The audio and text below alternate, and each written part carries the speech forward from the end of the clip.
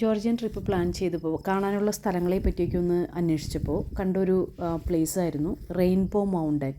David ഗരേഞ്ചി മൊനാസ്ട്രിയോട് ചേർന്നിട്ടാണ് ഇതുള്ളത്. പക്ഷേ നമുക്ക് തന്ന ഐറ്റിനറിയിൽ ഇത് ഉണ്ടായിരുന്നില്ല. അപ്പോൾ നമ്മൾ പറഞ്ഞു അത് ചേർക്കണം, കാരണം അത്രയും ബ്യൂട്ടിഫുള്ളാണ്. അപ്പോൾ അവിടേക്ക് എത്തിച്ചേരാൻ കുറച്ച് ബുദ്ധിമുട്ടാണെന്ന് പറഞ്ഞു.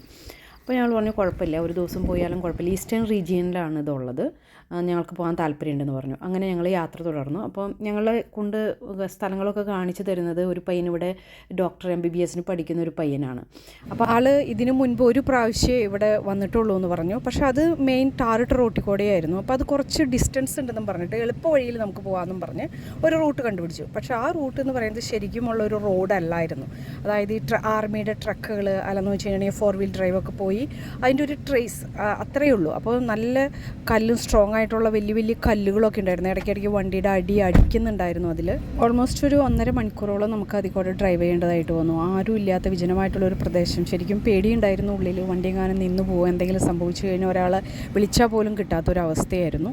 അസർബൈജാൻ്റെ ബോർഡറിൽ കൂടിയാണ് നമ്മൾ കടന്നു പോയത്. അപ്പോൾ അവിടെ സൈൻ ബോർഡ്, ഇൻഫോർമേഷന് വേണ്ടി നമുക്ക് സൈൻ ബോർഡ് അല്ലെങ്കിൽ വാർണിങ്ങിന് വേണ്ടി വെച്ചിരിക്കുന്നതായിട്ട് നമുക്ക് കാണാനായിട്ട് പറ്റും. അപ്പോൾ മെയിൻ റോഡിൽ കൂടിയാണ് പോയിരുന്നെങ്കിൽ നമുക്ക് ഈ ഭംഗിയൊന്നും കാണാൻ ആസ്വദിക്കാൻ പറ്റില്ലായിരുന്നു. പിന്നെ തിരിച്ചു വന്നപ്പോൾ നമ്മൾ മെയിൻ റോഡിൽ കൂടിയാണ് വന്നത്. ചുറ്റും ഗോൾഡൻ കളറിലുള്ള പുല്ലും അതുപോലെ തന്നെ ഇടയ്ക്ക് പച്ചപ്പും പിന്നെ നീല ആകാശവും നല്ല ഭംഗിയുള്ള കോമ്പിനേഷനായിരുന്നു.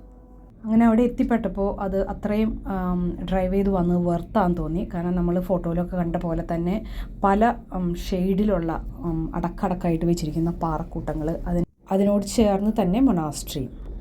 പാറകൾക്കൊക്കെ ഇതുപോലെ കളർ വരാനായിട്ടുള്ളൊരു കാരണം മിനറൽസ് തന്നെയാണ്. ഡേവിഡ് ഗരാഞ്ചി എന്ന് പറയുന്ന ആൾ ഇവിടെ വന്നത് ക്രിസ്ത്യാനിറ്റി സ്പ്രെഡ് ചെയ്യാനായിട്ടാണ്. അപ്പോൾ അവിടെ അതുപോലെ തന്നെ ഒരു മൊനാസ്ട്രി ഉണ്ടാക്കി. അത് റോക്കിലാണ് കംപ്ലീറ്റ് സെറ്റ് ചെയ്തിരിക്കുന്നത്.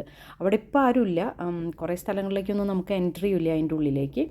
അവിടെ ആളുടെ കൂടെ ഒരു 11 പേരുണ്ടായിരുന്നു. അപ്പോൾ നമുക്ക് ഇതിൻ്റെ ഉള്ളിലേക്ക് കയറുമ്പോൾ നമുക്ക് റൂംസൊക്കെ ആയിട്ട് കാണാനായിട്ട് പറ്റും.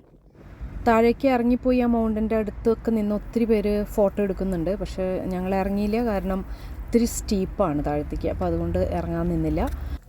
ഇതാണ് മൊനാസ്ട്രി എന്ന് പറയുന്നത്. ഭയങ്കര വലിയൊരു സംഭവം തന്നെയാണ്. അതിൻ്റെ ഉള്ളിൽ കയറി കഴിഞ്ഞിട്ടുണ്ടെങ്കിൽ റൂമുകളും അങ്ങനെയൊക്കെ ഉണ്ട്. പക്ഷേ അതൊക്കെ ലോക്ക് ചെയ്തിട്ടിരിക്കുകയായിരുന്നു.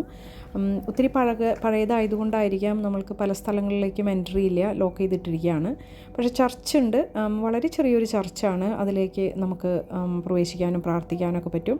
അതുപോലെ തന്നെ അവിടെ ഹോളി മാസമൊക്കെ നടക്കുന്നുണ്ടെന്ന് തോന്നുന്നു. അതിനുള്ള പരിപാടികളൊക്കെ നമുക്കവിടെ ചർച്ചിൻ്റെ ഉള്ളിൽ അങ്ങനെ കാണാനായിട്ട് സാധിക്കും. ഇതാണ് ആ ചർച്ച്. അവിടെ ഇതൊരു ഓർത്തഡോക്സ് ചർച്ചാണ്. പക്ഷേ അവിടെ അച്ഛന്മാർ എവിടെയാണെന്ന് ഞാൻ കണ്ടില്ല.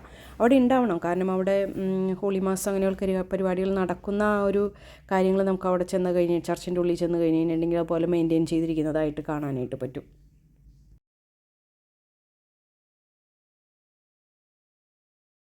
മെയിൻ റോഡിൽ കൂടി തിരിച്ചു പോകുന്നപ്പോൾ ഒരു തടാകം പോലെയൊക്കെ അവിടെ ഇവിടെയൊക്കെ കാണുന്നുണ്ടായിരുന്നു. പക്ഷേ ഇതൊരു അകലേന്ന് കണ്ടപ്പോൾ നല്ല ഭംഗി തോന്നി. പക്ഷേ അടുത്ത് ചെന്നപ്പോഴാണത് എന്തോ ഉപ്പാണോ എന്താണെന്ന് അറിയില്ല, അങ്ങനെ കവർ ചെയ്ത് കിടക്കുന്ന പോലെ. പക്ഷേ ഡിഫറെൻറ്റ് ഷെയ്ഡിലാണ്. അവിടേക്ക് ഇറങ്ങി ചെല്ലാൻ പറ്റില്ല നമുക്ക്.